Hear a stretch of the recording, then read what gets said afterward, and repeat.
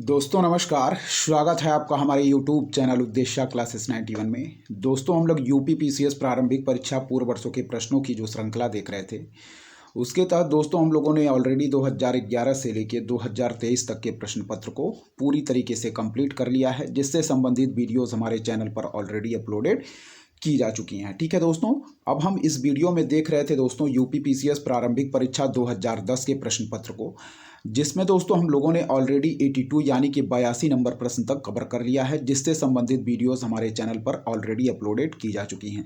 अब इस वीडियो में दोस्तों हम 82 नंबर प्रश्न से आगे के प्रश्नों को कवर करेंगे। सारे प्रश्न दोस्तों हमारे मोस्ट इंपॉर्टेंट है, इसलिए सारे प्रश्नों को आप लोग ध्यानपूर्वक देखते चलिए, क्योंकि दोस्तों पूर्व वर्षों के प्रश्न क्या होते हैं दोस्तों, आगामी परीक्षाओं में हूबहू रिपीट कर जाते हैं, इसलिए पूर्व वर्षों के प्रश्न हमारी परीक्षाओं की दृष्टि से मोस्ट इंपॉर्टेंट है दोस्तों। और इसी के साथ हम क्या करेंगे दोस्तों, इन प्रश्नों को कवर करने के साथ ही हमारी यह पूरी पुस्तक यूपी पीसीएस प्रारंभिक परीक्षा जो पूर्व वर्षों की प्रश्नों की श्रृंखला है पूरी तरीके से कंप्लीट हो जाएगी। ठीक है दोस्तों, तो चलिए ध्यानपूर्वक देखिएगा, सारे प्रश्न इंपॉर्टेंट हैं। देखेंगे दोस्तों 82 नंबर प्रश्न एक बार देखेंगे फिर आगे के प्रश्नों को हम कवर करेंगे। ठीक है, तो ध्यानपूर्वक सारे प्रश्नों को आप लोग देखते चलिए। 82 नंबर प्रश्न हमारा क्या कह रहा है, सूची 1 को सूची 2 से सुमेल करना है। ठीक है, तो चलिए सुमेल करेंगे, ध्यानपूर्वक देखिएगा।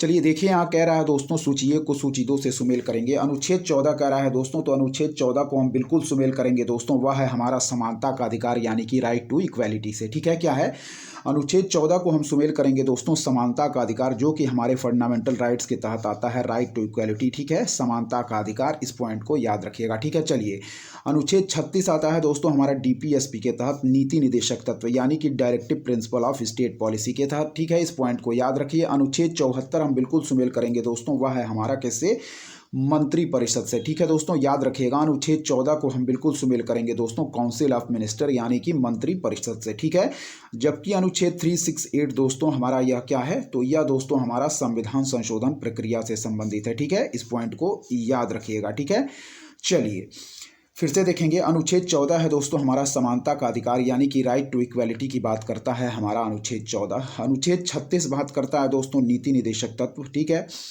अनुच्छेद 74 है हमारा मंत्री परिषद काउंसिल ऑफ मिनिस्टर दोस्तों, और अनुच्छेद 368 है दोस्तों संशोधन प्रक्रिया, जो कि हमारे संविधान के किसमें, भाग 20 में दिया गया है। यह भी पॉइंट याद रखिएगा कि यह किस भाग में दिया गया है संशोधन प्रक्रिया, तो यह हमारे भाग 20 में दिया गया है, इस पॉइंट को भी याद रखिएगा। ठीक है, एक बार और देख लेते हैं। अनुच्छेद 14 हमारा संबंधित है समानता का अधिकार से, अनुच्छेद 36 हो जाएगा नीति निदेशक तत्व से, अनुच्छेद 74 हो जाएगा मंत्री परिषद से, और अनुच्छेद 368 हो जाएगा दोस्तों संशोधन प्रक्रिया से। इस पॉइंट को याद रखिएगा। ठीक है, चलिए इसका आंसर हम देख लेते हैं क्या दिया गया है, ध्यानपूर्वक देखिएगा। सारे प्रश्न हमारे मोस्ट इंपॉर्टेंट हो गए आगामी परीक्षा की दृष्टि से। चलिए देखेंगे,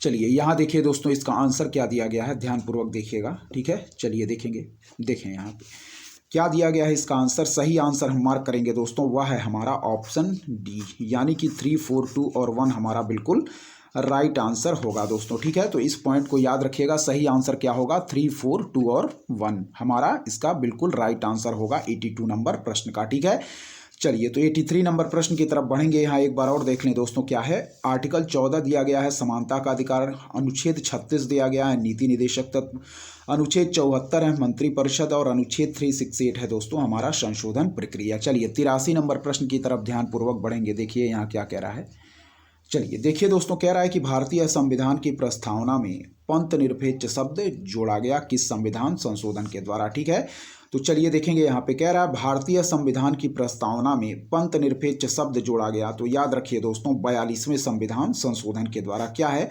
ऑप्शन बी हमारा बिल्कुल राइट आंसर होगा दोस्तों। कह रहा है कि भारतीय संविधान की प्रस्तावना में पंथ निरपेक्ष शब्द जोड़ा गया, तो याद रखें दोस्तों 42वें संविधान संशोधन के द्वारा। ठीक है, इस पॉइंट को याद रखिएगा। इसका डिटेल देख लें क्या कह रहा है। कह रहा है कि 42वें संविधान संशोधन अधिनियम 1976 द्वारा भारतीय संविधान की प्रस्तावना में पंथ निरपेक्ष शब्द जोड़ा गया, और इसके साथ ही इस संशोधन के माध्यम से प्रस्तावना में समाजवादी और अखंडता शब्दों को भी शामिल किया गया। इस पॉइंट को भी याद रखिएगा। ठीक है, फिर से देखेंगे, कह रहा है दोस्तों हमारा कि भारतीय संविधान की प्रस्तावना में पंथ निरपेक्ष शब्द जोड़ा गया। तो याद रखें दोस्तों 42वें संशोधन के द्वारा, ठीक है।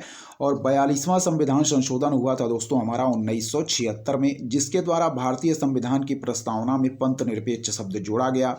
इसके साथ ही इस संशोधन के माध्यम से प्रस्तावना में समाजवादी और अखंडता शब्दों को भी क्या किया गया दोस्तों, शामिल किया गया। यह भी पॉइंट याद रखिए। और इस प्रकार के प्रश्न पूर्व वर्षों की परीक्षाओं में पूछे जा चुके हैं, ठीक है, कि 42वें संविधान संशोधन 1976 के द्वारा कौन कौन से शब्द हमारे संविधान में जोड़े गए थे। ये प्रश्न पूर्व वर्ष की परीक्षाओं में भी पूछे जा चुके हैं।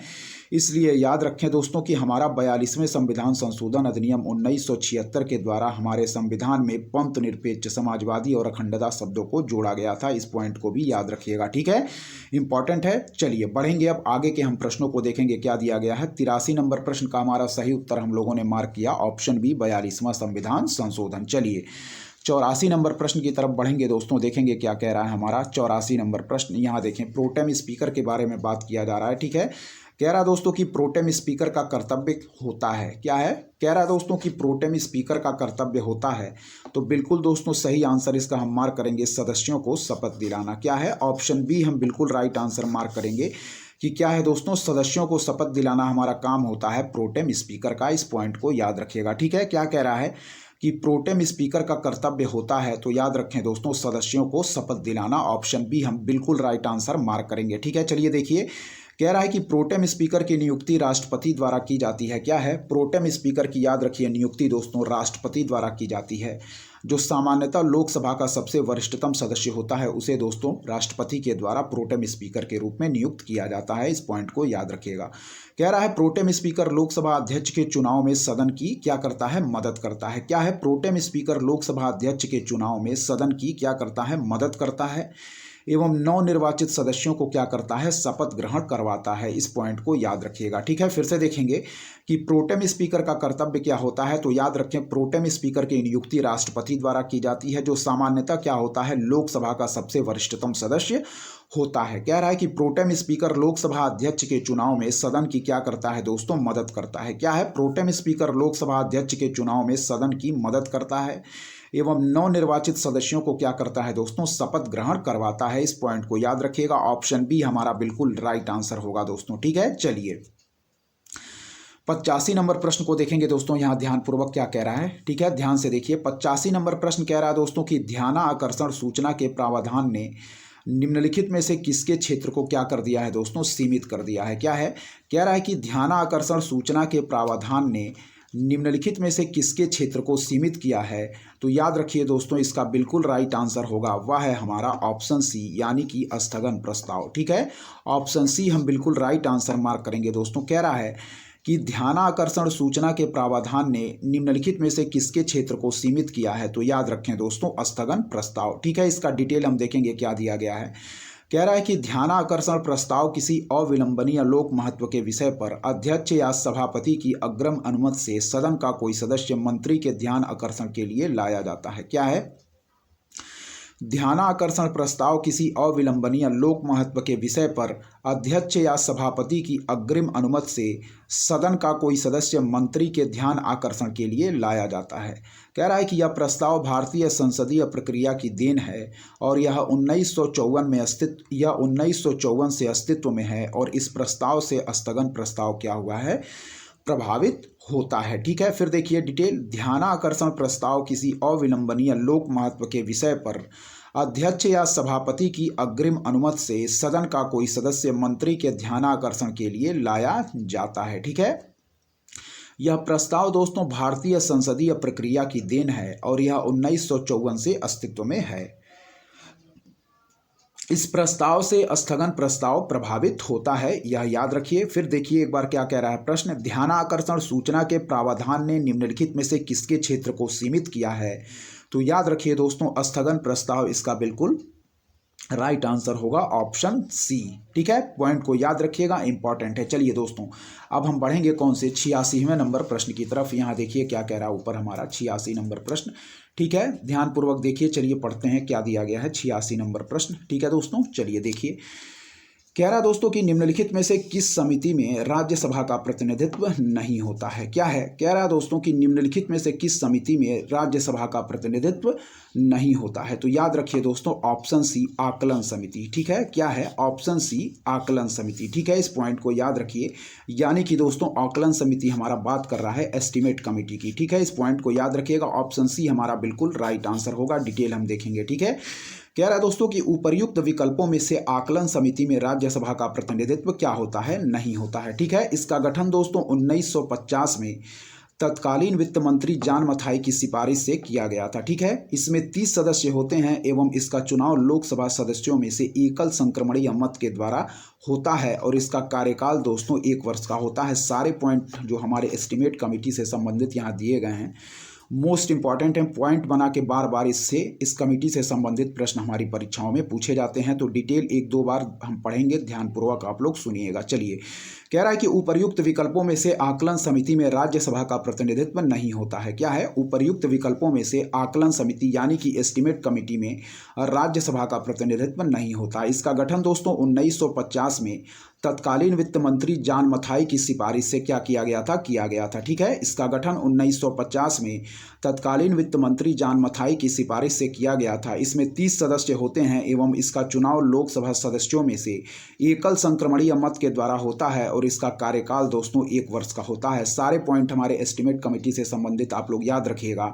एक बार और देख लेते हैं। उपर्युक्त विकल्पों में से आकलन समिति में राज्यसभा का प्रतिनिधित्व नहीं होता है।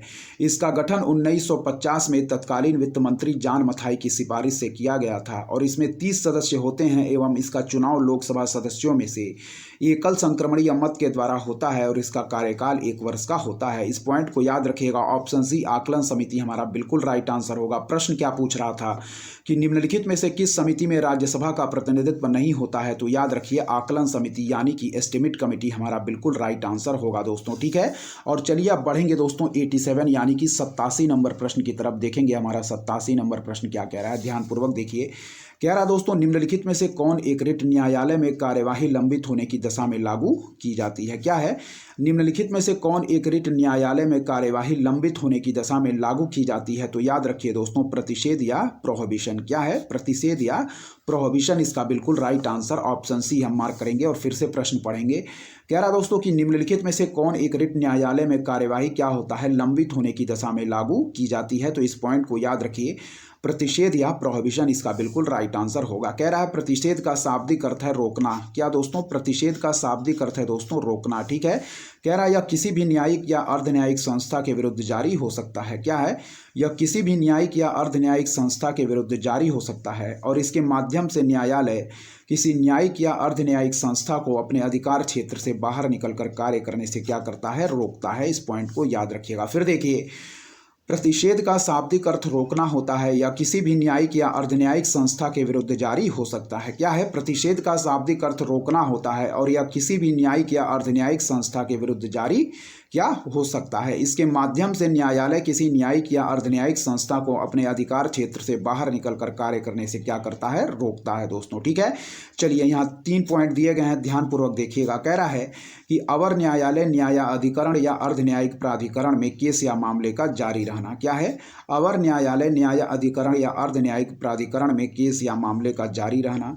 यह रिट तभी जारी की जा सकती है जब कार्यवाही किसी न्यायालय में क्या हो दोस्तों, लंबित हो। ठीक है, कह रहा है कि यह रिट यानी कि प्रतिषेध हमारा तभी जारी की जा सकती है जब कार्यवाही किसी न्यायालय में क्या हो, लंबित हो। फिर कह रहा है कि यह रिट कार्यवाही के किसी भी स्तर पर जारी की जा सकती है। यह भी पॉइंट याद रखिएगा कि यह रिट तब भी जारी की जा सकती है जब कार्यवाही किसी न्यायालय में लंबित हो और यह रिट कार्यवाही के किसी भी स्तर पर जारी की जा सकती है। तो प्रश्न एक बार और देखेंगे कि निम्नलिखित में से कौन एक रिट न्यायालय में कार्यवाही लंबित होने की दशा में लागू की जाती है। तो याद रखिए दोस्तों प्रतिषेध या प्रोहिबिशन इसका बिल्कुल राइट आंसर होगा। ठीक है, इस पॉइंट को याद रखिएगा, इंपॉर्टेंट है। चलिए दोस्तों आगे बढ़ेंगे हम 88 और 89 नंबर प्रश्नों की तरफ। देखेंगे क्या कह रहा है, ध्यानपूर्वक देखिए। चलिए दोस्तों यहाँ कह रहा है कि पंचायतों एवं नगर पालिकाओं के संबंध में भारतीय संविधान में किस वर्ष प्रावधान किया गया। तो इसका बिल्कुल राइट आंसर मार्क करेंगे दोस्तों 1993 में। क्या है, कह रहा दोस्तों कि पंचायतों एवं नगर पालिकाओं के संबंध में भारतीय संविधान में किस वर्ष प्रावधान किया गया। तो याद रखिए दोस्तों 1993 इसका बिल्कुल राइट आंसर होगा। डिटेल देखें, कह रहा है कि पंचायतों एवं नगरपालिकाओं के संबंध में भारतीय संविधान में वर्ष 1993 में प्रावधान किया गया। ठीक है, 73वां संविधान संशोधन याद रखिए दोस्तों हमारा पंचायतों से संबंधित है एवं 74वां संविधान संशोधन नगरपालिकाओं से संबंधित है। इस पॉइंट को याद रखिएगा, कई बार यह प्रश्न परीक्षाओं में पूछा गया है। ठीक है, फिर से देखिए कि पंचायतों एवं नगरपालिकाओं के संबंध में हमारे भारतीय संविधान यानी कि इंडियन कॉन्स्टिट्यूशन में किस वर्ष प्रावधान किया गया, तो याद रखिए दोस्तों 1993 में। ठीक है, कह रहा है कि पंचायतों एवं नगरपालिकाओं के संबंध में भारतीय संविधान में वर्ष 1993 में प्रावधान किया गया।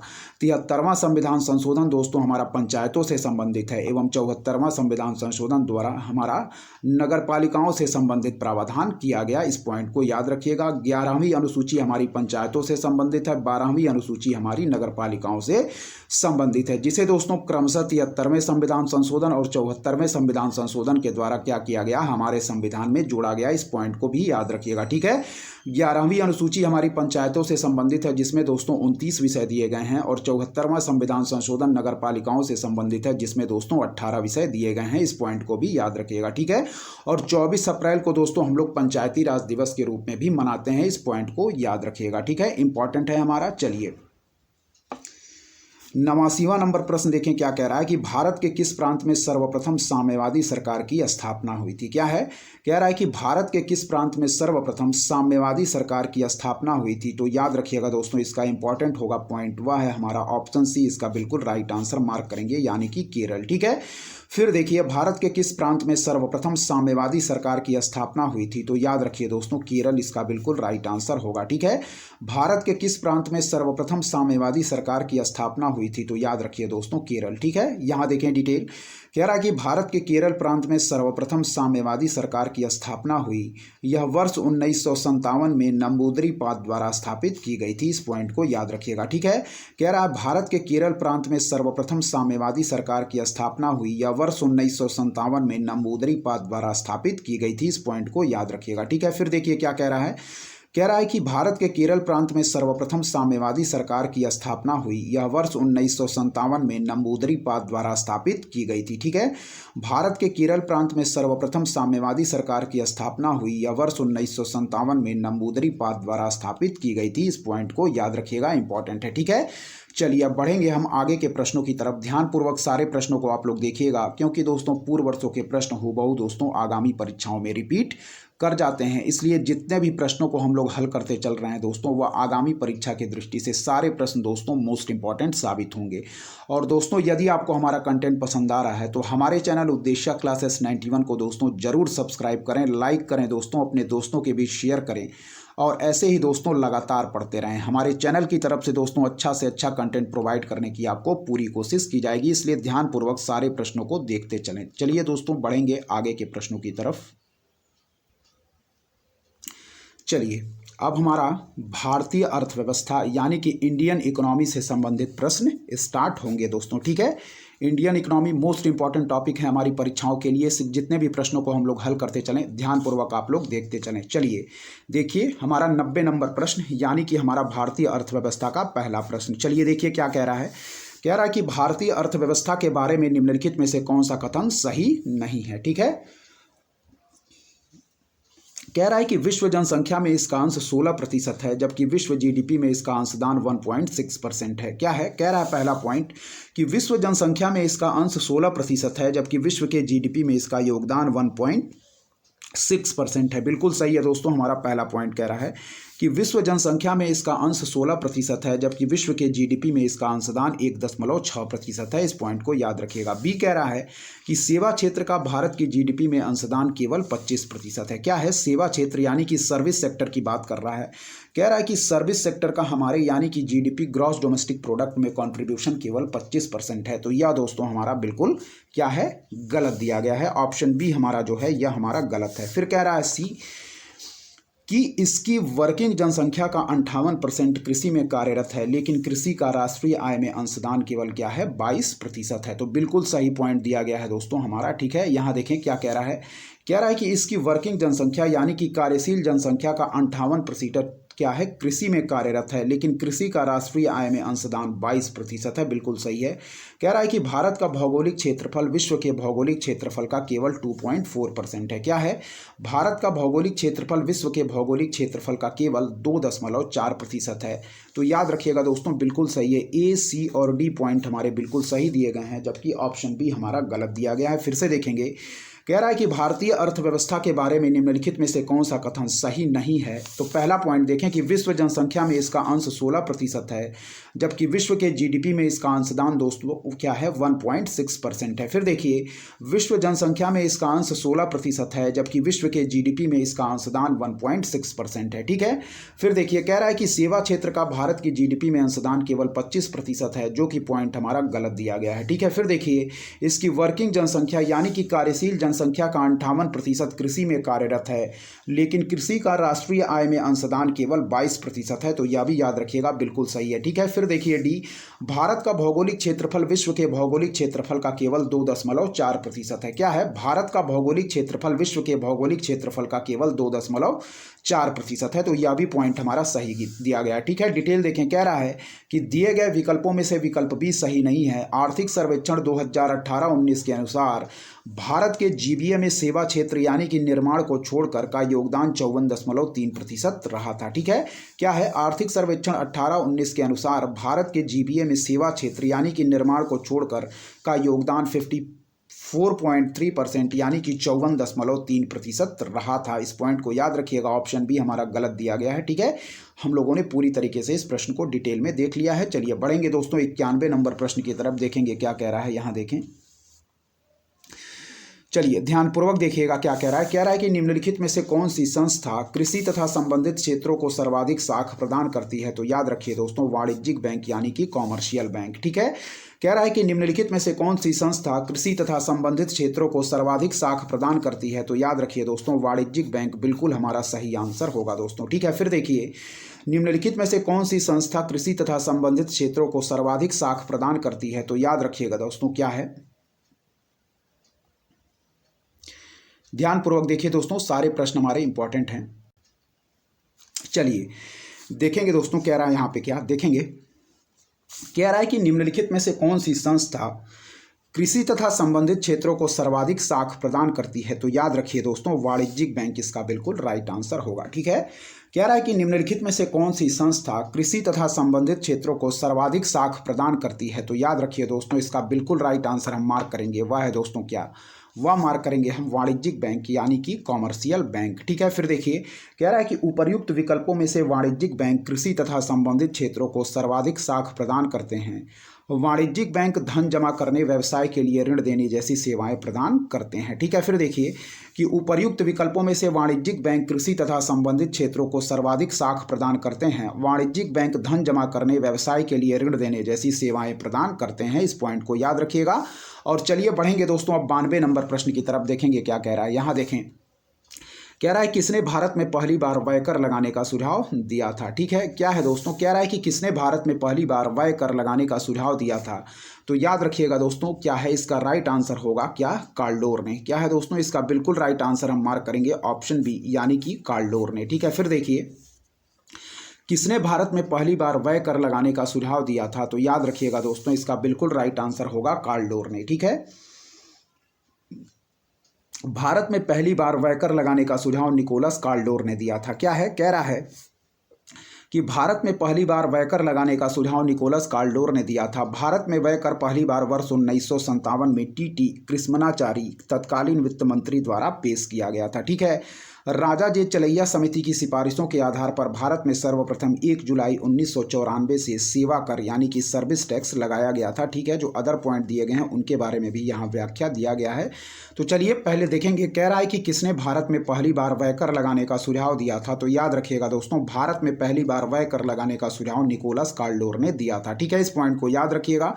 कह रहा है कि भारत में व्यय कर पहली बार वर्ष 1957 में टी कृष्णमाचारी तत्कालीन वित्त मंत्री द्वारा पेश किया गया था। इस पॉइंट को याद रखिएगा। क्या है कि भारत में व्यय कर पहली बार वर्ष 1957 में टीटी कृष्णमाचारी तत्कालीन वित्त मंत्री द्वारा पेश किया गया था। इस पॉइंट को याद रखिएगा दोस्तों। ठीक है, यहाँ पे फिर क्या कह रहा है, कह रहा है दोस्तों कि राजा जे चलैया समिति की सिफारिशों के आधार पर भारत में सर्वप्रथम 1 जुलाई 1994 से सेवा कर लगाया गया। क्या है, राजा जे चलैया समिति की सिफारिशों के आधार पर भारत में सर्वप्रथम 1 जुलाई 1994 से सेवा कर लगाया गया। इस पॉइंट को याद रखिएगा।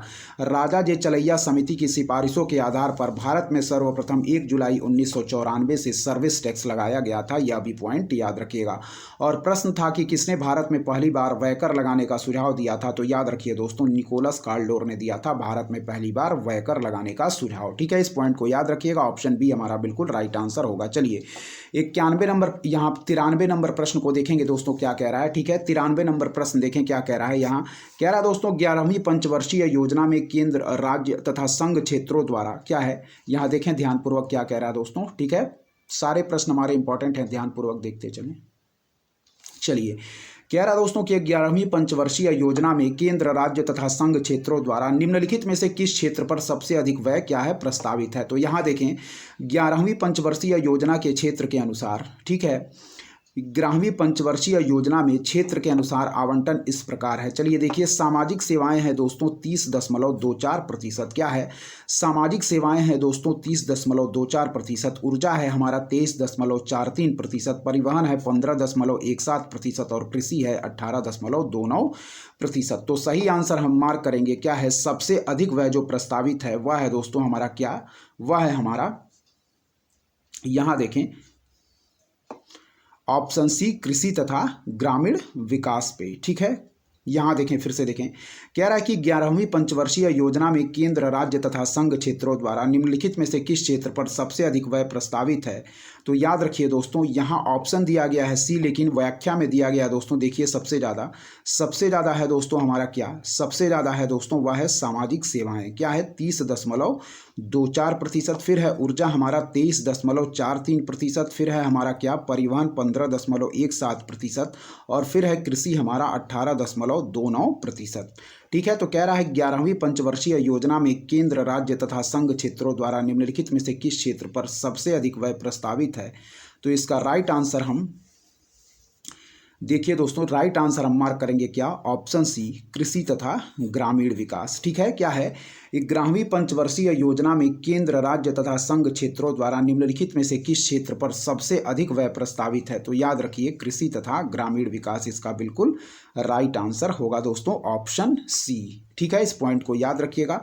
चलिए दोस्तों 94 नंबर प्रश्न को देखेंगे क्या कह रहा है। कह रहा है दोस्तों विशेष आर्थिक क्षेत्र यानी कि सेज अधिनियम प्रभावी हुआ। क्या है, कह रहा है कि विशेष आर्थिक क्षेत्र यानी कि स्पेशल इकोनॉमिक जोन अधिनियम प्रभावी हुआ। तो याद रखिए दोस्तों, सही आंसर होगा 2006 में। क्या है, कह रहा दोस्तों विशेष आर्थिक क्षेत्र अधिनियम यानी कि स्पेशल इकोनॉमिक जोन अधिनियम प्रभावी हुआ। तो याद रखिए दोस्तों, ऑप्शन सी 2006 में। इस पॉइंट को याद रखिएगा। चलिए इसका डिटेल देखेंगे, यहाँ क्या दिया गया है। ठीक है, यहाँ देखिए ऊपर कह रहा दोस्तों कि विशेष आर्थिक क्षेत्र यानी कि दोस्तों सेज अधिनियम, ठीक है, कह रहा है फरवरी 2006 से लागू या प्रभावी हुआ। क्या है, विशेष आर्थिक क्षेत्र यानी कि सेज अधिनियम फरवरी 2006 से लागू या प्रभावी हुआ। इस पॉइंट को याद रखिएगा। ठीक है, विशेष आर्थिक क्षेत्र यानी कि सेज अधिनियम फरवरी 2006 से क्या हुआ, लागू या प्रभावी हुआ। इस पॉइंट को याद रखिएगा। इस अधिनियम को वर्ष 2005 में पारित किया गया था। भारत में एशिया का पहला निर्यात प्रसंस्करण क्षेत्र वर्ष 1965 में स्थापित किया गया था।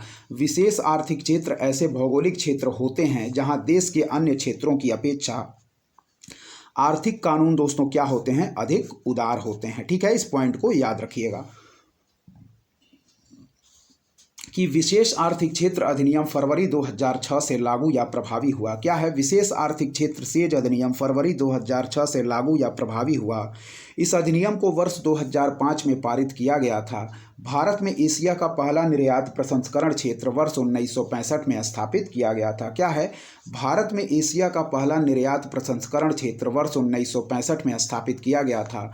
विशेष आर्थिक क्षेत्र ऐसे भौगोलिक क्षेत्र होते हैं जहां देश के अन्य क्षेत्रों की अपेक्षा आर्थिक कानून अधिक उदार होते हैं। इस पॉइंट को याद रखिएगा। ठीक है, विशेष आर्थिक क्षेत्र अधिनियम फरवरी 2006 में लागू या प्रभावी हुआ। इस अधिनियम को वर्ष 2005 में पारित किया गया था। भारत में एशिया का पहला निर्यात प्रसंस्करण क्षेत्र वर्ष 1965 में स्थापित किया गया। विशेष आर्थिक क्षेत्र क्या होते हैं दोस्तों? ऐसे भौगोलिक क्षेत्र होते हैं जहां देश के अन्य क्षेत्रों की अपेक्षा आर्थिक कानून अधिक उदार होते हैं। अगला देखें, कह रहा दोस्तों राष्ट्रीय नवीनीकरण फंड का गठन निम्नलिखित में से किस उद्देश्य से किया गया था? तो याद रखिए दोस्तों, सामाजिक सुरक्षा हेतु, यानी कि सोशल सिक्योरिटी हेतु। ठीक है, इस पॉइंट को याद रखिएगा कि राष्ट्रीय नवीनीकरण फंड का गठन निम्नलिखित में से किस उद्देश्य से किया गया था? तो सामाजिक सुरक्षा हेतु। ठीक है, कह रहा है राष्ट्रीय नवीनीकरण निधि का गठन 1991 की नई औद्योगिक नीति के तहत फरवरी 1992 में किया गया था। राष्ट्रीय नवीनीकरण फंड का उद्देश्य उन श्रमिकों को सामाजिक सुरक्षा प्रदान करना जिन श्रमिकों पर प्रभावी तकनीकी उन्नयन और आधुनिकीकरण के कारण होने की संभावना थी। क्या है? कह रहा है जिन श्रमिकों पर प्रभाव तकनीकी उन्नयन और आधुनिकीकरण के कारण होने की संभावना थी। ठीक है, फिर देखिए, राष्ट्रीय नवीनीकरण निधि का गठन 1991 की नई औद्योगिक नीति के तहत फरवरी 1992 में किया गया था। राष्ट्रीय नवीनीकरण फंड का उद्देश्य उन श्रमिकों को सामाजिक सुरक्षा प्रदान करना है जिन श्रमिकों पर प्रभाव तकनीकी उन्नयन और आधुनिकीकरण के कारण होने की संभावना थी। इस पॉइंट को याद रखिएगा। तो राष्ट्रीय नवीनीकरण फंड का गठन दोस्तों 1991 की नई औद्योगिक नीति के तहत फरवरी 1992 में किया गया था, सामाजिक सुरक्षा हेतु। इस पॉइंट को याद रखिएगा, ऑप्शन बी हमारा बिल्कुल राइट आंसर होगा। चलिए आगे देखें, भारतीय रिजर्व बैंक द्वारा CRR में वृद्धि से, क्या है? भारतीय रिजर्व बैंक द्वारा CRR में वृद्धि से, तो याद रखिए दोस्तों, अर्थव्यवस्था में मौद्रिक तरलता में क्या होती है? कमी आती है। इस पॉइंट को याद रखिएगा, ऑप्शन बी हमारा बिल्कुल राइट आंसर होगा। ठीक है, क्या है? भारतीय रिजर्व बैंक द्वारा CRR में वृद्धि से दोस्तों, याद रखें, अर्थव्यवस्था में मौद्रिक तरलता में क्या होती है? कमी आती है। इस पॉइंट को याद रखिएगा। ठीक है, भारतीय रिजर्व बैंक द्वारा CRR में वृद्धि से क्या होता है? अर्थव्यवस्था में मौद्रिक तरलता में क्या होता है दोस्तों? कमी आती है। इस पॉइंट को याद रखिएगा। ठीक है, देखें यहाँ डिटेल कह रहा है CRR यानी कि नगद आरक्षित अनुपात, कैश रिजर्व रेशियो से अभिप्राय वाणिज्यिक बैंकों की कुल जमाओं के उस अनुपात से है जो वाणिज्यिक बैंकों को भारतीय रिजर्व बैंक के पास आवश्यक रूप से क्या होता है दोस्तों? रखना पड़ता है। ठीक है, अर्थव्यवस्था में मुद्रा की पूर्ति को नियंत्रित करने के लिए RBI द्वारा इसमें समय समय पर क्या होता है? परिवर्तन किया जाता है। इस पॉइंट को याद रखिए। ठीक है, कह रहा है भारतीय रिजर्व बैंक द्वारा CRR में वृद्धि से तो अर्थव्यवस्था में मौद्रिक तरलता में कमी आती है। और याद रखें, CRR यानी कि नगद आरक्षित अनुपात दोस्तों, इससे अभिप्राय वाणिज्यिक बैंकों की कुल जमाओं के उस अनुपात से है जो वाणिज्यिक बैंकों को भारतीय रिजर्व बैंक के पास आवश्यक रूप से क्या होता है? रखना पड़ता है। यानी कि वाणिज्यिक बैंकों की कुल जमाओं के उस अनुपात से है जो वाणिज्यिक बैंकों को भारतीय रिजर्व बैंक के पास आवश्यक रूप से रखना पड़ता है। अर्थव्यवस्था में मुद्रा की पूर्ति को नियंत्रित करने के लिए RBI द्वारा इसमें समय समय पर परिवर्तन किया जाता है। इस पॉइंट को भी याद रखिए। ठीक है, अगला देखें, RBI का मुख्यालय कहां पर स्थित है? तो बिल्कुल राइट आंसर मार्क करेंगे, मुंबई में। ठीक है, कह रहा है RBI का मुख्यालय मुंबई में स्थित है। इसकी स्थापना 1 अप्रैल 1935 को हुई थी और राष्ट्रीयकरण 1 जनवरी 1949 को हुआ था। क्या है? RBI का मुख्यालय मुंबई में स्थित है। इसकी स्थापना 1 अप्रैल 1935 को हुई थी और राष्ट्रीयकरण 1 जनवरी 1949 को हुआ था। यह पॉइंट याद रखिए। चलिए आगे देखें क्या कह रहा है। कह रहा है भारतीय रिजर्व बैंक के ओपन मार्केट ऑपरेशन से आशय है, तो याद रखिए दोस्तों, सिक्योरिटीज में व्यापार करना। ऑप्शन ए बिल्कुल राइट आंसर होगा। ठीक है, फिर देखिए, कह रहा है भारतीय रिजर्व बैंक के ओपन मार्केट ऑपरेशन से आशय है, तो याद रखें, सिक्योरिटीज में व्यापार करना। कह रहा है ओपन मार्केट ऑपरेशन यानी कि खुले बाजार की क्रिया के तहत भारतीय रिजर्व बैंक खुले बाजार में सरकारी प्रतिभूतियों, ट्रेजरी बिल्स एवं अन्य स्वीकृत विपत्रों का क्या करता है? क्रय विक्रय करता है। ठीक है, यहाँ देखें, कह रहा है कि ओपन मार्केट ऑपरेशन खुले बाजार की क्रिया के तहत भारतीय रिजर्व बैंक खुले बाजार में सरकारी प्रतिभूतियों, ट्रेजरी बिल्स एवं अन्य स्वीकृत विपत्रों का क्या करता है दोस्तों? क्रय विक्रय करता है। इस पॉइंट को याद रखिएगा। ठीक है, भारतीय रिजर्व बैंक के ओपन मार्केट ऑपरेशन से आशय है, तो याद रखिए, सिक्योरिटीज में व्यापार करना। ठीक है, क्या है? ओपन मार्केट ऑपरेशन यानी कि खुले बाजार की क्रिया के तहत भारतीय रिजर्व बैंक खुले बाजार में सरकारी प्रतिभूतियों, ट्रेजरी बिल्स एवं अन्य स्वीकृत विपत्रों का क्या करता है? क्रय विक्रय करता है। ठीक है, ओपन मार्केट ऑपरेशन यानी कि खुले बाजार की क्रिया के तहत भारतीय रिजर्व बैंक खुले बाजार में सरकारी प्रतिभूतियों, ट्रेजरी बिल्स एवं अन्य स्वीकृत विपत्रों का क्या करता है? क्रय विक्रय करता है। इस पॉइंट को याद रखिएगा। ऑप्शन ए हमारा बिल्कुल राइट आंसर होगा कि भारतीय रिजर्व बैंक के ओपन मार्केट ऑपरेशन से आशय है सिक्योरिटीज में व्यापार करना। चलिए आगे के प्रश्नों को देखेंगे। 99 नंबर प्रश्न हमारा क्या कह रहा है? ठीक है, ध्यानपूर्वक देखिएगा दोस्तों, यहाँ क्या कह रहा है हमारा 99 नंबर प्रश्न। ठीक है, चलिए देखिए, कह रहा दोस्तों हमारा यहाँ पे कि यदि प्राथमिक घाटे में ब्याज भुगतान को सम्मिलित कर लिया जाए तो यह बराबर होता है, याद रखें, राजकोषीय घाटे के, ठीक है, फिजिकल डेफिसिट के। याद रखिएगा, यदि प्राथमिक घाटे में, कह रहा है दोस्तों कि यदि प्राथमिक घाटे में ब्याज भुगतान को सम्मिलित कर लिया जाए तो यह बराबर होता है, याद रखें, राजकोषीय घाटे के। क्या है?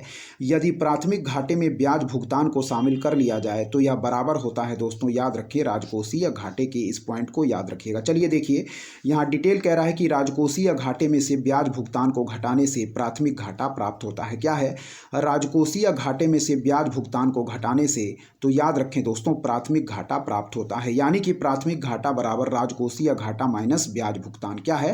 प्राथमिक घाटा बराबर राजकोषीय घाटा माइनस ब्याज भुगतान। फिर कह रहा है जब प्राथमिक घाटे में से ब्याज भुगतान, जब प्राथमिक घाटे में ब्याज भुगतान को सम्मिलित कर लिया जाता है तो यह राजकोषीय घाटे के बराबर होता है। क्या है? कह रहा है कि जब प्राथमिक घाटे में ब्याज भुगतान को सम्मिलित कर लिया जाता है तो यह राजकोषीय घाटे के बराबर होता है। इस पॉइंट को याद रखिएगा। ऑप्शन बी हमारा बिल्कुल राइट आंसर होगा। ठीक है, कह रहा है यदि प्राथमिक घाटे में ब्याज भुगतान को सम्मिलित कर लिया जाए तो यह बराबर होता है, याद रखें, राजकोषीय घाटे यानी कि फिजिकल डेफिसिट के। ठीक है, चलिए 100वां नंबर प्रश्न देखिए क्या कह रहा है। कह रहा है दोस्तों कि मध्याह्न भोजन योजना हेतु किसके द्वारा प्रबंध तथा वित्तीय व्यवस्था की जाती है। क्या है? मध्याह्न भोजन योजना हेतु किसके द्वारा प्रबंध तथा वित्तीय व्यवस्था की जाती है? तो याद रखें दोस्तों, सही आंसर होगा मानव संसाधन विकास मंत्रालय के द्वारा। इस पॉइंट को याद रखिएगा। ठीक है, ऑप्शन डी हमारा बिल्कुल राइट आंसर होगा कि मध्याह्न भोजन योजना हेतु किसके द्वारा प्रबंध तथा वित्तीय व्यवस्था की जाती है, तो मानव संसाधन विकास मंत्रालय के द्वारा। ठीक है, मध्याह्न भोजन योजना का प्रबंध एवं वित्तीय व्यवस्था मानव संसाधन विकास मंत्रालय द्वारा की जाती है। मध्याह्न भोजन योजना की शुरुआत 1995 में की गई थी। इस योजना का मुख्य उद्देश्य था स्कूलों में बच्चों की उपस्थिति को बढ़ाना, बच्चों को नियमित रूप से स्कूल आने को प्रोत्साहित करना तथा बच्चों द्वारा स्कूल छोड़ने की समस्या को कम करना। इस पॉइंट को याद रखिएगा। ठीक है, क्या कह रहा है दोस्तों कि मध्याह्न भोजन योजना हेतु किसके द्वारा प्रबंध तथा वित्तीय व्यवस्था की जाती है, तो याद रखिए मानव संसाधन विकास मंत्रालय। बिल्कुल राइट आंसर ऑप्शन डी होगा। ठीक है दोस्तों, चलिए 101 नंबर प्रश्न की तरफ बढ़ेंगे। यह भी याद रखिए दोस्तों कि हमारा मिड डे मील स्कीम की शुरुआत 1995 में की गई थी। यह भी कई बार पूछा गया है। ठीक है, चलिए 101 नंबर प्रश्न देखेंगे दोस्तों। कह रहा है कि निम्नलिखित कथनों पर विचार कीजिए। कह रहा है दोस्तों कि भारतवर्ष में फसल बीमा योजना 1985 में प्रारंभ की गई। क्या है? कह रहा है दोस्तों कि भारतवर्ष में फसल बीमा योजना 1985 में प्रारंभ की गई। फिर कह रहा है कि उत्तर प्रदेश में सस्य जलवायु क्षेत्रों की कुल संख्या 9 है। फिर कह रहा है कि काम के बदले अनाज कार्यक्रम 1977 में प्रारंभ किया गया। फिर कह रहा है कि नीली क्रांति का संबंध सरसों के उत्पादन से है। तो कह रहा है कि इन कथनों में से कौन से कथन सही हैं, तो याद रखें दोस्तों, इन कथनों में से कौन सही है। याद रखें दोस्तों, हमारा बिल्कुल सही आंसर होगा केवल 1, 2 तथा 3 पॉइंट सही हैं, जबकि चौथा पॉइंट जो कह रहा है दोस्तों, यह हमारा क्या है, गलत दिया गया है। इस पॉइंट को फिर से देखिए क्या कह रहा है। यहाँ देखें, ध्यानपूर्वक देखेंगे दोस्तों। कह रहा है हमारा कि निम्नलिखित कथनों पर विचार कीजिए। ठीक है, तो चलिए देखिए, पहला कह रहा है कि भारतवर्ष में फसल बीमा योजना 1985 में प्रारंभ की गई। ठीक है, फिर कह रहा है दोस्तों उत्तर प्रदेश में सस्य जलवायु क्षेत्रों की कुल संख्या 9 है। फिर तीसरा कह रहा है कि काम के बदले अनाज कार्यक्रम 1977 में प्रारंभ किया गया। ठीक है, पहला देखें, भारतवर्ष में फसल बीमा योजना 1985 में प्रारंभ की गई। उत्तर प्रदेश में सस्य जलवायु क्षेत्रों की कुल संख्या 9 है। तीसरा कह रहा है कि काम के बदले अनाज कार्यक्रम 1977 में प्रारंभ किया गया। तो ऊपर के तीनों पॉइंट 1, 2, 3 हमारे सही हैं, जबकि चौथा कह रहा है कि नीली क्रांति का संबंध सरसों के उत्पादन से है। तो यह गलत है। पीली क्रांति का संबंध सरसों के उत्पादन से है, नीली क्रांति का मछली उत्पादन से। इस पॉइंट को याद रखिएगा। बढ़ेंगे दोस्तों अगले प्रश्न की तरफ। हमारा ऑप्शन डी बिल्कुल राइट आंसर होगा। 102 कथन कारण का प्रश्न है। देखिए क्या कह रहा है। कह रहा है कि अंतरिक्ष आधारित सौर ऊर्जा को ऐसा सुझाया जाता है, राष्ट्रीय लक्ष्य बनाना चाहिए। क्या है? अंतरिक्ष आधारित सौर ऊर्जा को ऐसा सुझाया जाता है, राष्ट्रीय लक्ष्य बनाया, क्या राष्ट्रीय लक्ष्य बनाना चाहिए। ठीक है, कारण कह रहा है कि अंतरिक्ष आधारित सौर ऊर्जा की आपूर्ति वर्ष में बिना रुके 99% है और इसके अलावा ऊर्जा की बहुतायत में उपलब्धता। ठीक है, तो इसका बिल्कुल सही आंसर हम मार्क करेंगे दोस्तों, वह है हमारा ऑप्शन ए, यानी कि ए और आर दोनों सही है और ए का सही स्पष्टीकरण आर है। बिल्कुल सही आंसर मार्क करेंगे। ठीक है, फिर देखिए कह रहा है दोस्तों कि हमारा अंतरिक्ष आधारित सौर ऊर्जा को ऐसा सुझाया जाता है, राष्ट्रीय लक्ष्य बनाना चाहिए। ठीक है, फिर कह रहा है कि हमारा अंतरिक्ष आधारित सौर ऊर्जा की आपूर्ति वर्ष में बिना रुके 99% है और इसके अलावा ऊर्जा की बहुतायत में उपलब्धता। तो कथन कारण दोनों सही है। कथन कारण की सही व्याख्या करता है। इस पॉइंट को याद रखिएगा। ऑप्शन ए हमारा बिल्कुल सही आंसर होगा। यहाँ देखें, आगे के प्रश्नों को देखेंगे दोस्तों क्या कह रहा है हमारा। ठीक है, यहाँ देखें 103 नंबर प्रश्न को देखेंगे दोस्तों, क्या कह रहा है। कह रहा है निम्नलिखित में से कौन राष्ट्रीय खाद्य सुरक्षा मिशनों में सम्मिलित नहीं है। तो याद रखें दोस्तों, तिलहन इसका बिल्कुल राइट आंसर हम मार्क करेंगे। ठीक है, क्या कह रहा है दोस्तों, ध्यानपूर्वक यहाँ देखें। कह रहा है हमारा कि निम्नलिखित में से कौन राष्ट्रीय खाद्य सुरक्षा मिशन में सम्मिलित नहीं है। तो याद रखिए दोस्तों, तिलहन इसका बिल्कुल राइट आंसर होगा, ऑप्शन ए। ठीक है, कह रहा है कि उपर्युक्त विकल्पों में से तिलहन यानी कि राष्ट्रीय खाद्य सुरक्षा मिशनों में सम्मिलित नहीं है। राष्ट्रीय विकास परिषद की बात करें, कह रहा है राष्ट्रीय विकास परिषद की 29 मई 2007 को 53वीं बैठक में चावल, गेहूं तथा दलहन को राष्ट्रीय खाद्य सुरक्षा मिशन में सम्मिलित किया गया था। क्या है, राष्ट्रीय विकास परिषद की 29 मई 2007 को 53वीं बैठक में चावल, गेहूं तथा दलहन को राष्ट्रीय खाद्य सुरक्षा मिशन में सम्मिलित किया गया था। ठीक है, तो निम्नलिखित में से कौन राष्ट्रीय खाद्य सुरक्षा मिशनों में सम्मिलित नहीं है। तो याद रखें दोस्तों, तिलहन इसका बिल्कुल राइट आंसर होगा। चलिए 104 नंबर प्रश्न की तरफ बढ़ेंगे। कह रहा है निम्नलिखित कथनों पर विचार कीजिए और बताइए इनमें से कौन सही है। कह रहा है कि सब प्राइम संकट जिससे यूएस की अर्थव्यवस्था प्रभावित हुई अचानक तेल मूल्यों में वृद्धि के कारण हुआ था। ठीक है, फिर कह रहा है दोस्तों हमारा क्या कि संकट में कारण गृह ऋण अदायगी नहीं हुई। क्या है, संकट में कारण गृह ऋण अदायगी नहीं हुई। तीसरा कह रहा है कि इसके कारण से यूएस के कुछ बैंक फेल हो गए। फिर कह रहा है चौथा कि सब प्राइम संकट से भारतीय स्टॉक मार्केट लड़खड़ा गया। ठीक है, तो इसमें जो सही आंसर है वह है दोस्तों हमारा क्या, ऑप्शन सी। ठीक है, केवल 2, 3 और 4 पॉइंट हमारे सही हैं। ठीक है, इस पॉइंट को याद रखिएगा, पहला पॉइंट हमारा सही नहीं है। ठीक है, फिर देखिए कह रहा दोस्तों हमारा कि निम्नलिखित कथनों पर विचार कीजिए, बताइए इनमें से कौन सही है। ठीक है, तो पहला कह रहा था कि सब प्राइम संकट जिससे यूएस की अर्थव्यवस्था प्रभावित हुई अचानक तेल मूल्यों में वृद्धि के कारण हुआ था। ठीक है, बिल्कुल गलत है। दूसरा कह रहा है कि संकट में कारण गृह ऋण अदायगी नहीं हुई। ठीक है, फिर कह रहा है कि इसके कारण से यूएस के कुछ बैंक फेल हो गए। चौथा कह रहा है कि सब प्राइम संकट से भारतीय स्टॉक मार्केट लड़खड़ा या क्रैश हो गया था। तो यह भी पॉइंट हमारे सही हैं। 2, 3, 4 पॉइंट सही हैं, डिटेल देख लें। सब प्राइम संकट की शुरुआत दिसंबर 2007 में संयुक्त राज्य अमेरिका से हुई थी। क्या है, सब प्राइम संकट की शुरुआत दिसंबर 2007 में संयुक्त राज्य अमेरिका में हुई थी। इस संकट के आने का कारण अमेरिका में घरेलू क्षेत्र के रियल एस्टेट में आई आर्थिक मंदी थी। क्या है, सब प्राइम संकट की शुरुआत दिसंबर 2007 में संयुक्त राज्य अमेरिका से हुई थी। इस संकट के आने का कारण अमेरिका में घरेलू क्षेत्र के रियल एस्टेट में आई आर्थिक मंदी थी। इस पॉइंट को याद रखिएगा। चलिए जनसंख्या एवं नगरीकरण के प्रश्नों को देखेंगे, क्या कह रहा है दोस्तों यहाँ। ठीक है, ध्यानपूर्वक देखिए।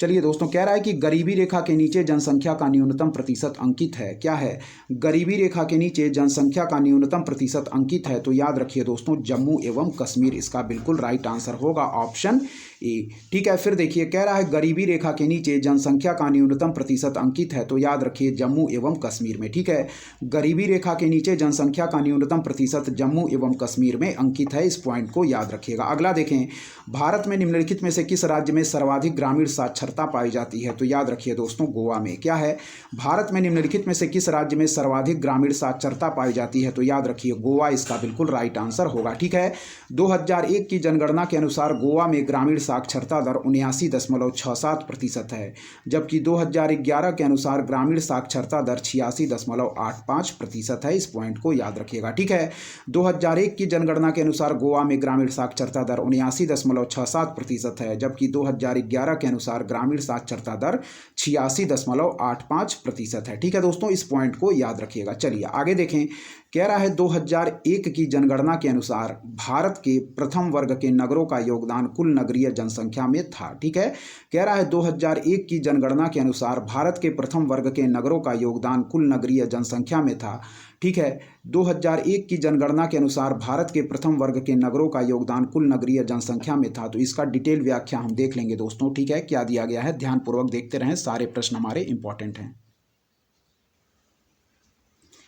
चलिए देखिए, कह रहा है 2001 की जनगणना के अनुसार भारत के प्रथम वर्ग के नगरों का योगदान कुल नगरीय जनसंख्या में था। तो याद रखें हमारा इसका बिल्कुल राइट आंसर होगा 65.20%। क्या है, 2001 की जनगणना के अनुसार भारत के प्रथम वर्ग के नगरों का योगदान कुल नगरीय जनसंख्या में था। तो याद रखिए 65.20% इसका बिल्कुल राइट आंसर होगा। लेकिन यह 2001 का डाटा पूछ रहा है, जो अब पुराना हो चुका है दोस्तों। चलिए हम नए डाटा के देखेंगे, यदि नया डाटा व्याख्या में दिया गया है तो हम नए डाटा को देख लेंगे। ठीक है, चलिए देखेंगे क्या दिया गया है, ध्यानपूर्वक सारे प्रश्नों को देखते रहें दोस्तों। सारे प्रश्न हमारे जो दिए गए हैं पूर्व वर्षों के व आगामी परीक्षा के दृष्टि से मोस्ट इंपॉर्टेंट होंगे, ठीक है। तो जितने भी पूर्व वर्षों के प्रश्न हम लोग हल करते चल रहे हैं, सारे प्रश्नों को आप लोग ध्यानपूर्वक देखते चलें। और यदि आपको हमारा कंटेंट पसंद आ रहा है तो हमारे चैनल उद्देश्य क्लासेस 91 को दोस्तों जरूर सब्सक्राइब करें, लाइक करें दोस्तों, अपने दोस्तों के भी शेयर करें और ऐसे ही लगातार पढ़ते रहें। चलिए देखेंगे आगे के प्रश्नों की तरफ क्या कह रहे हैं हमारे आगे के प्रश्न। चलिए उत्तर प्रदेश विशेष के प्रश्नों को देखेंगे, ध्यानपूर्वक देखिए यहाँ क्या कह रहा है, ठीक है। चलिए 108 नंबर प्रश्न देखें। कह रहा है दोस्तों सूची 1 को सूची 2 से सुमेल करना है, ठीक है। तो झांसी को हम सुमेल करेंगे दोस्तों किससे, वह है दोस्तों हमारा रानी लक्ष्मीबाई से, ठीक है। लखनऊ को सुमेल करेंगे दोस्तों बेगम हजरत महल से। कानपुर को सुमेल करेंगे दोस्तों हम किससे, वह है दोस्तों अजीमुल्ला खां से, ठीक है। और फैजाबाद को सुमेल करेंगे दोस्तों मौलवी अहमद शाह से, ठीक है। और सही आंसर किसको मार्क करेंगे, वह है दोस्तों हम सही आंसर मार्क करेंगे ऑप्शन ए, ठीक है। ऑप्शन ए बिल्कुल सही आंसर मार्क करेंगे। फिर देखिए झांसी को सुमेल करेंगे रानी लक्ष्मीबाई से दोस्तों, लखनऊ को सुमेल करेंगे बेगम हजरत महल से, कानपुर को सुमेल करेंगे हम अजीमुल्ला खां से और फैजाबाद को मौलवी अहमद शाह से, ठीक है। फिर देखिए झांसी को रानी लक्ष्मीबाई से, लखनऊ को बेगम हजरत महल से, कानपुर को अजीमुल्ला खां से और फैजाबाद को मौलवी अहमद शाह से। याद रखिएगा ऑप्शन ए हमारा बिल्कुल राइट आंसर होगा। आगे देखें, कह रहा है 109वां नंबर प्रश्न की उत्तर प्रदेश लोक सेवा आयोग के व्यय किस निधि पर भारित होते हैं। तो याद रखिए दोस्तों बिल्कुल सही आंसर होगा राज्य की संचित निधि पर, ठीक है। 109वां नंबर प्रश्न देखें कि उत्तर प्रदेश लोक सेवा आयोग के व्यय किस निधि पर भारित होते हैं। तो याद रखिए दोस्तों राज्य की संचित निधि पर, ठीक है। उत्तर प्रदेश लोक सेवा आयोग के व्यय राज्य की संचित निधि पर भारित होते हैं, यह अनुच्छेद 322 में वर्णित है। उत्तर प्रदेश लोक सेवा आयोग के व्यय राज्य की संचित निधि पर भारित होते हैं और यह अनुच्छेद 322 में वर्णित है। चलिए ऑप्शन बी हमारा राइट आंसर होगा। 110 नंबर प्रश्न को देखें क्या कह रहा है, ठीक है। ध्यानपूर्वक देखेंगे, कह रहा दोस्तों जनवरी 2010 में संपन्न उत्तर प्रदेश विधान परिषद, यह पुराना हो चुका है प्रश्न, इसको छोड़िए दोस्तों, ठीक है। चलिए देखिए आगे देखिए क्या कह रहा है 111 नंबर प्रश्न की उत्तर प्रदेश में किसान बही योजना लागू की गई थी। इंपॉर्टेंट है, कई बार पूछा गया है, तो याद रखें दोस्तों 1992 में। क्या है, कह रहा है कि उत्तर प्रदेश में किसान बही योजना लागू की गई थी, तो याद रखिए दोस्तों 1992 इसका बिल्कुल राइट आंसर होगा, ठीक है। उत्तर प्रदेश में किसान बही योजना वर्ष 1992 में प्रारंभ हुई थी। उत्तर प्रदेश में किसानों को सभी तरह की जानकारियां उपलब्ध कराने के लिए प्रत्येक पंचायत एक किसान मित्र नियुक्त करती है। क्या है, उत्तर प्रदेश में किसानों को सभी तरह की जानकारियां उपलब्ध कराने के लिए प्रत्येक पंचायत एक किसान मित्र नियुक्त करती है। और याद रखें कि उत्तर प्रदेश में किसान बही योजना लागू की गई थी दोस्तों 1992 में। इस पॉइंट को याद रखिएगा, इंपॉर्टेंट है। चलिए आगे देखें क्या कह रहा है यहाँ पे। चलिए 112 नंबर प्रश्न देखिए, कह रहा उत्तर प्रदेश में प्रथम जैव प्रौद्योगिकी पार्क स्थापित किया गया है। तो याद रखिए लखनऊ में, ठीक है। इंपॉर्टेंट है, कई बार पूछा गया प्रश्न है कि उत्तर प्रदेश में प्रथम जैव प्रौद्योगिकी पार्क लखनऊ में स्थापित किया गया है। इस पॉइंट को याद रखिए, उत्तर प्रदेश में प्रथम जैव प्रौद्योगिकी पार्क लखनऊ में स्थापित किया गया है। अगला देखें, भारत सरकार ने किस वर्ष में उत्तर प्रदेश की 10 नई आदिवासी जातियों को अनुसूचित जनजातियों के रूप में सूचीबद्ध किया। तो इस पॉइंट को याद रखिएगा 2003। इंपॉर्टेंट है कि भारत सरकार ने किस वर्ष में उत्तर प्रदेश की 10 नई आदिवासी, क्या है, 10 नई आदिवासी जातियों को अनुसूचित जनजातियों के रूप में सूचीबद्ध किया। तो याद रखें दोस्तों 2003 में भारत सरकार ने वर्ष 2003 में उत्तर प्रदेश के 10 नई आदिवासी जातियों को अनुसूचित जनजातियों के रूप में सूचीबद्ध किया, ठीक है। भारत सरकार ने किस वर्ष में उत्तर प्रदेश की 10 नई आदिवासी जातियों को अनुसूचित जनजातियों के रूप में सूचीबद्ध किया। तो याद रखें दोस्तों 2003 हमारा बिल्कुल राइट आंसर होगा, ठीक है। चलिए अगला देखिए, कह रहा है 114 नंबर प्रश्न की उत्तर प्रदेश में निम्नलिखित में से सर्वाधिक जनजातीय जनसंख्या वाला जनपद कौन सा है। तो याद रखिएगा दोस्तों बिल्कुल सही आंसर मार्क करेंगे खीरी, ठीक है। कह रहा दोस्तों कि हमारा उत्तर प्रदेश में निम्नलिखित में से सर्वाधिक जनजातीय जनसंख्या वाला जनपद कौन सा है। तो याद रखिए खीरी, ठीक है।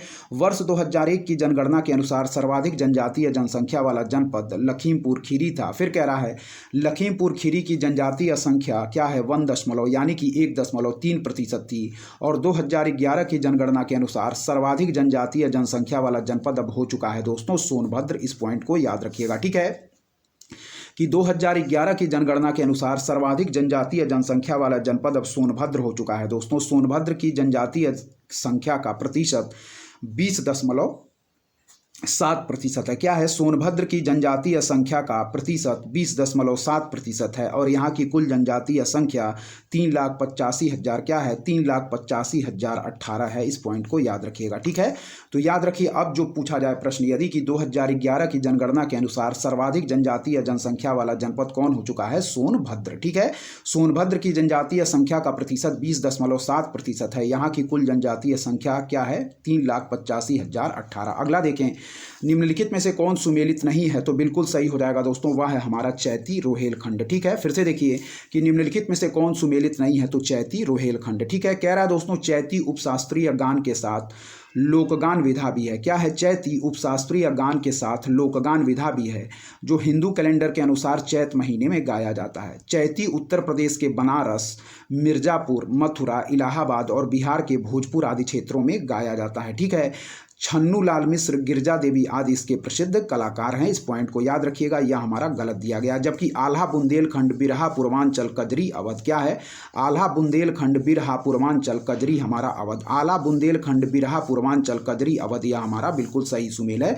जबकि चैती दोस्तों हमारा बनारस, मिर्जापुर, मथुरा, इलाहाबाद और बिहार के भोजपुर आदि क्षेत्रों में गाया जाता है, ना कि रोहेलखंड में। ठीक है, तो आल्हा हमारा बुंदेलखंड, बिरहा, पूर्वांचल, कजरी, अवध बिल्कुल राइट है। आगे देखें क्या कह रहा है दोस्तों कि निम्नलिखित में से कौन सा उत्तर प्रदेश का लोक नृत्य नहीं है, तो याद रखें दोस्तों मुरिया इसका बिल्कुल राइट आंसर होगा। ठीक है, कह रहा है उपरिविक्त विकल्पों में से मुरिया उत्तर प्रदेश का लोक नृत्य नहीं है। मुरिया नृत्य छत्तीसगढ़ राज्य से संबद्ध है, जिसे वहां की मुरिया जनजाति द्वारा किया जाता है। जबकि चरकुला, दादरा और कर्मा दोस्तों हमारा क्या है, ये सभी उत्तर प्रदेश के लोक नृत्य हैं। इस पॉइंट को याद रखिएगा। ठीक है, मुरिया दोस्तों हमारा लोक नृत्य है छत्तीसगढ़ का, जिसे वहां की मुरिया जनजाति द्वारा किया जाता है। आगे देखें, धुरिया लोक नृत्य है, तो याद रखें दोस्तों धुरिया नृत्य बुंदेलखंड में प्रजापति यानी कि कुम्हार जाति के लोग स्त्री वेश धारण करके करते हैं। इस पॉइंट को याद रखिएगा, तो ऑप्शन बी हमारा बिल्कुल राइट आंसर होगा। ठीक है, धुरिया लोक नृत्य दोस्तों बुंदेलखंड में प्रजापति कुम्हार जाति के लोग स्त्री वेश धारण करके करते हैं। इस पॉइंट को याद रखिएगा। ठीक है, धुरिया लोक नृत्य दोस्तों क्या है, हमारा बुंदेलखंड में प्रजापति कुम्हार जाति के लोग स्त्री वेश धारण करके करते हैं। इस पॉइंट को याद रखिएगा, धुरिया लोक नृत्य है बुंदेलखंड, ऑप्शन बी। ठीक है, चलिए आगे के प्रश्न को देखेंगे, यहाँ क्या कह रहा है, ध्यानपूर्वक देखें। ठीक है, चलिए 118 नंबर प्रश्न को देखेंगे दोस्तों, क्या कह रहा है, ध्यानपूर्वक देखिए। ठीक है, चलिए सुमेल करना है। किशन महाराज को हम सुमेल करेंगे दोस्तों, वह है हमारा तबला वादक। ठीक है, हरि प्रसाद चौरसिया को हम सुमेल करेंगे दोस्तों, वह है हमारे बांसुरी वादक। पंडित गोपाल जी मिश्र को हम सुमेल करेंगे दोस्तों, वह है हमारे सारंगी वादक। और कुदक सिंह को हम सुमेल करेंगे दोस्तों, वह है हमारे क्या है, पखावज वादक। ठीक है, इस पॉइंट को याद रखिएगा, सही आंसर मार्क करेंगे ऑप्शन डी। ठीक है, फिर देखिए क्या कह रहा है दोस्तों, हमारा किशन महाराज को सुमेल करेंगे दोस्तों, तबला वादक। ठीक है, हरि प्रसाद चौरसिया को बांसुरी वादक, पंडित गोपाल जी मिश्र को सारंगी वादक और कुदक सिंह को क्या है, पखावज वादक। ठीक है, फिर देखिए किशन महाराज को सुमेल करेंगे दोस्तों किशन महाराज को तबला वादक, हरि प्रसाद चौरसिया को बांसुरी वादक, पंडित गोपाल जी मिश्र को हम सुमेल करेंगे दोस्तों सारंगी वादक से और कुदक सिंह को हम पखावज वादक से। ठीक है, किशन महाराज को सुमेल करेंगे दोस्तों हम किससे, तबला वादक से, हरि प्रसाद चौरसिया को बांसुरी वादक से, पंडित गोपाल जी मिश्र को सारंगी वादक से और कुदक सिंह को तबला वादक से। ऑप्शन डी हमारा बिल्कुल राइट आंसर होगा। चलिए 119 नंबर प्रश्न की तरफ बढ़ेंगे, क्या कह रहा है, देखिए यहाँ कह रहा है कि उत्तर प्रदेश के निम्नलिखित 10 लाखी नगरों को उनकी जनसंख्या आकार के आरोही क्रम में क्या करिए दोस्तों, व्यवस्थित कीजिए। ठीक है, तो याद रखें दोस्तों इसका बिल्कुल राइट आंसर होगा। ठीक है, यहां कह रहा है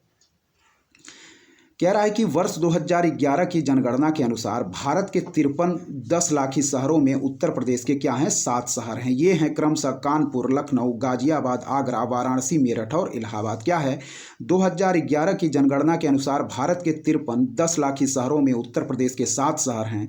ये हैं क्रमशः कानपुर, लखनऊ, गाजियाबाद, आगरा, वाराणसी, मेरठ और इलाहाबाद। हमारा सही आंसर क्या होगा, सबसे पहले हो जाएगा दोस्तों हमारा वह है, कौन हो जाएगा, सबसे पहले हो जाएगा इलाहाबाद दोस्तों। ठीक है, फिर हो जाएगा हमारा आगरा, फिर हो जाएगा लखनऊ, फिर हो जाएगा मेरठ। सबसे पहले हो जाएगा दोस्तों हमारा कौन, वह हो जाएगा दोस्तों इलाहाबाद, फिर हो जाएगा दोस्तों हमारा आगरा, फिर हो जाएगा दोस्तों हमारा लखनऊ, फिर हो जाएगा मेरठ। क्या है, सबसे पहले हो जाएगा दोस्तों इलाहाबाद, फिर हो जाएगा दोस्तों कौन, फिर हो जाएगा आगरा, फिर हो जाएगा लखनऊ, फिर हो जाएगा मेरठ। सही आंसर मार्क करेंगे ऑप्शन सी।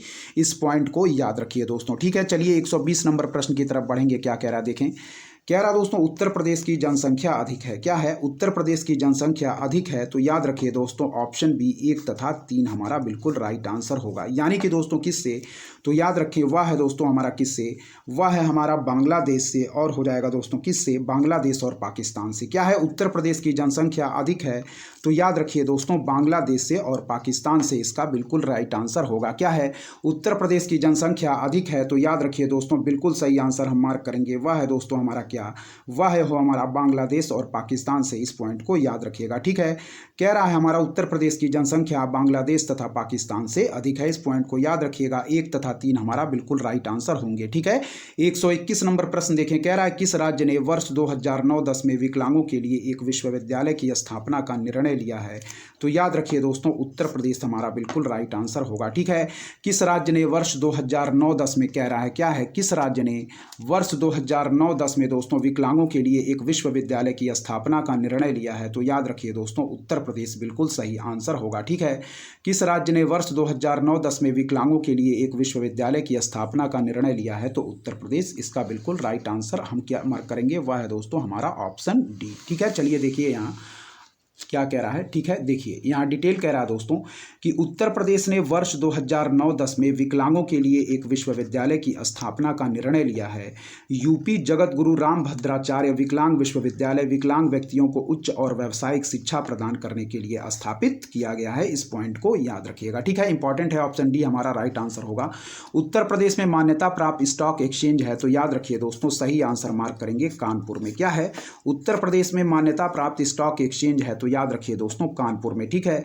उत्तर प्रदेश में मान्यता प्राप्त स्टॉक एक्सचेंज दोस्तों कानपुर में है, जिसकी स्थापना 27 अगस्त 1982 को की गई थी, ठीक है। याद रखिएगा, इंपॉर्टेंट पॉइंट है कि उत्तर प्रदेश में मान्यता प्राप्त स्टॉक एक्सचेंज है, वह है दोस्तों हमारा कहाँ, वह है दोस्तों हमारा, याद रखिए कहाँ पे, कानपुर में, जिसकी स्थापना 27 अगस्त 1982 को की गई थी, ठीक है। इस पॉइंट को याद रखिएगा। चलिए यहाँ देखिए दोस्तों, एक प्रश्न दिया गया है, ठीक है। इसको हम सुमेल करेंगे। कह रहा है दोस्तों, यदि अरिहंत की बात करें तो अरिहंत क्या है दोस्तों? तो अरिहंत एक परमाणु पनडुब्बी है, ठीक है। फिर करें दोस्तों अबाक्स की, तो अबाक्स दोस्तों हमारा इजराइल विकसित फाल्कन वायुसेना हेतु है। क्या है, अबाक्स हमारा इजराइल विकसित फाल्कन वायुसेना हेतु है, ठीक है। फिर देखिए दोस्तों, अटलस सेंटोर की बात करें तो अटलस सेंटोर है अमेरिकी निम्नतापी क्या है, रॉकेट। और दोस्तों नाग हमारा क्या है, तो नाग प्रति टैंक प्रक्षेपास्त्र है। सही आंसर ऑप्शन बी मार्क करेंगे, ठीक है। यहाँ नीचे देखेंगे एक बार, ठीक है। यहाँ देखें, कह रहा दोस्तों अरिहंत है हमारा, याद रखें अरिहंत परमाणु पनडुब्बी है। अवाक्स इजराइल विकसित फाल्कन वायुसेना हेतु है। अटलस सेंटोर हमारा अमेरिकी निम्न तापिकी रॉकेट है। नाग हमारा प्रति टैंक प्रक्षेपास्त्र है। क्या है, अरिहंत परमाणु पनडुब्बी है। अवाक्स हमारा इजराइल विकसित फाल्कन वायुसेना हेतु है। अटलस सेंटोर हमारा अमेरिकी निम्न तापिकी रॉकेट है। नाग हमारा प्रति टैंक प्रक्षेपास्त्र है। इस पॉइंट को याद रखिएगा, ठीक है। चलिए आगे देखें। कह रहा दोस्तों हमारा कि रंगनाथ मिश्र आयोग रिपोर्ट जो दिसंबर 2009 में संसद के पटल पर रखी गई संबंधित है तो धार्मिक एवं भाषाई अल्पसंख्यकों से इंपॉर्टेंट है, ठीक है। रंगनाथ मिश्र आयोग रिपोर्ट जो दिसंबर 2009 में संसद के पटल पर रखी गई संबंधित है धार्मिक एवं भाषाई अल्पसंख्यकों से, ठीक है। यहाँ देखें, कह रहा है कि फिल्म 3 इडियट्स की पटकथा के संबंध में उठे विवाद से संबंधित पुस्तक के लेखक हैं, तो याद रखिए दोस्तों चेतन भगत इसका बिल्कुल राइट आंसर होगा, ठीक है। फिल्म 3 इडियट की पटकथा के संबंध में उठे विवाद से संबंधित पुस्तक के लेखक हैं, तो याद रखिए चेतन भगत इसका बिल्कुल राइट आंसर होगा, ठीक है दोस्तों। चलिए बढ़ेंगे आगे के प्रश्नों की तरफ। ध्यान पूर्वक देखिए हमारे आगे के प्रश्न क्या कह रहे हैं। चलिए ये करंट अफेयर के प्रश्न है दोस्तों, इसीलिए उन्हीं प्रश्नों को हम लोग देख रहे हैं जो आगामी परीक्षा में पूछे जा सकते हैं। करंट अफेयर के प्रश्न पुराने हो चुके हैं, ये प्रश्न आगामी परीक्षाओं में नहीं पूछे जाएंगे। चलिए एक प्रश्न यहाँ है दोस्तों, 132 नंबर प्रश्न को देखेंगे। कह रहा है प्रोजेक्ट एरो का संबंध निम्नलिखित में से किसके आधुनिकीकरण से है, तो याद रखिए दोस्तों सही आंसर होगा डाकघर। क्या है, डाकघर, ठीक है। फिर देखिए कह रहा है कि प्रोजेक्ट एरा का संबंध डाकघर के आधुनिकीकरण से है। इससे डाकघर एक जीवंत और उत्तरदायी संगठन बनेगा तथा ग्राहकों को लाभ पहुंचाने के लिए कार्य करेगा। तो याद रखिए दोस्तों प्रोजेक्ट एरा का संबंध डाकघर से है। ऑप्शन बी बिल्कुल राइट आंसर होगा, ठीक है। चलिए दोस्तों एक प्रश्न यहाँ पे है, देखिए क्या कह रहा है। कह रहा दोस्तों मीठे पानी की कल्पसर परियोजना अवस्थित है, तो याद रखिए दोस्तों बिल्कुल सही आंसर होगा गुजरात में, ठीक है। क्या है, मीठे पानी की कल्पसर परियोजना अवस्थित है, तो याद रखिए दोस्तों बिल्कुल राइट आंसर होगा हमारा क्या है, गुजरात में। इस पॉइंट को याद रखिएगा। कह रहा मीठे पानी का कल्पसर परियोजना गुजरात में स्थित है। पहले इसे ज्वारीय शक्ति परियोजना के रूप में परिकल्पित किया गया था, जिसे बाद में ताजे पानी की आपूर्ति परियोजना में भी बदल दिया गया। इस पॉइंट को याद रखिएगा, ठीक है। चलिए दोस्तों अब देखेंगे कौन से प्रश्न हमारी आगामी परीक्षाओं में पूछे जा सकते हैं। ये सारे प्रश्न दोस्तों पुराने हो चुके हैं, इनमें केवल हम उन्हीं प्रश्नों को देख रहे हैं जो आगामी परीक्षाओं में भी पूछे जा सकते हैं, ठीक है। चलिए यहाँ देखिए दोस्तों अब क्या है। चलिए यहाँ देखिए एक प्रश्न दिया गया है दोस्तों, ठीक है, ध्यानपूर्वक देखिएगा। चलिए देखिए दोस्तों क्या कह रहा है हमारा, ठीक है। चलिए देखिए यहाँ चलिए यहाँ देखिए फिल्म का नाम दिया गया है और रचना जिससे फिल्म प्रेरित है। हम सुमेल करेंगे 3 इडियट कहेंगे दोस्तों, तो 3 इडियट को सुमेल करेंगे 5 पॉइंट समवन। क्या है? 3 इडियट को हम सुमेल करेंगे 5 पॉइंट समवन। ठीक है। स्लम डॉग मिलेनियर को हम सुमेल करेंगे दोस्तों क्यू एंड ए से, और जुनून को हम सुमेल करेंगे दोस्तों किससे? जुनून को अ फ्लाइट ऑफ पिजन से। क्या है? जुनून को अ फ्लाइट ऑफ पिजन से। और माय फेयर लेडी इसको हम सुमेल करेंगे दोस्तों किससे? माय फेयर लेडी को सुमेल करेंगे पिग्मेलियन से। फिर देखिए 3 इडियट को हम सुमेल करेंगे दोस्तों किससे? यहाँ देखिए सही आंसर इसका हम मार्क करेंगे, वह है ऑप्शन डी। ठीक है। 3 इडियट को सुमेल करेंगे दोस्तों 5 पॉइंट समवन से, स्लम डॉग मिलेनियर को दोस्तों क्यू एंड ए से, जुनून को अ फ्लाइट ऑफ पिजन से, और दोस्तों माय फेयर लेडी को पिग्मेलियन से। इस पॉइंट को याद रखिएगा। 3 idiot 5 point someone, slumdog millionaire Q and A, Junoon a flight of pigeons, और माय फेयर लेडी को दोस्तों पिग्मेलियन से। ठीक है। नवंबर 2009 में प्रकाशित पुस्तक द रीडिस्कवरी ऑफ इंडिया का लेखक कौन है? तो याद रखिए दोस्तों Meghnath Desai. The rediscovery of India के लेखक हैं मेघनाथ देसाई। इस पॉइंट को भी दोस्तों याद रखिएगा, इंपॉर्टेंट है। चलिए आगे के प्रश्नों को देखेंगे। चलिए दोस्तों इसी के साथ हमारा यह भी प्रश्न पत्र कंप्लीट हो चुका है। 150 प्रश्न। अब आगे के जो प्रश्न हैं वो रीजनिंग के प्रश्न हैं, जो हमारी आगामी परीक्षाओं की दृष्टि से उतने इंपॉर्टेंट नहीं है दोस्तों। इसी के साथ हम लोगों ने 2010 का प्रश्न पत्र पूरी तरीके से कंप्लीट कर लिया, और इसी के साथ यह पुस्तक भी दोस्तों समाप्त हो गई है। ठीक है। तो दोस्तों यदि आपको हमारा कंटेंट पसंद आ रहा है तो हमारे चैनल उद्देश्य क्लासेस 91 को दोस्तों जरूर सब्सक्राइब करें, लाइक करें, अपने दोस्तों के बीच शेयर करें, और ऐसे ही लगातार पढ़ते रहें।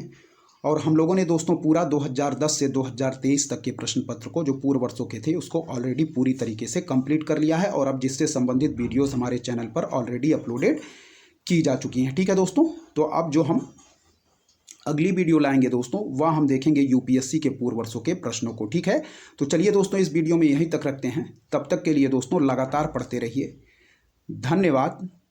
जय हिंद, जय भारत दोस्तों।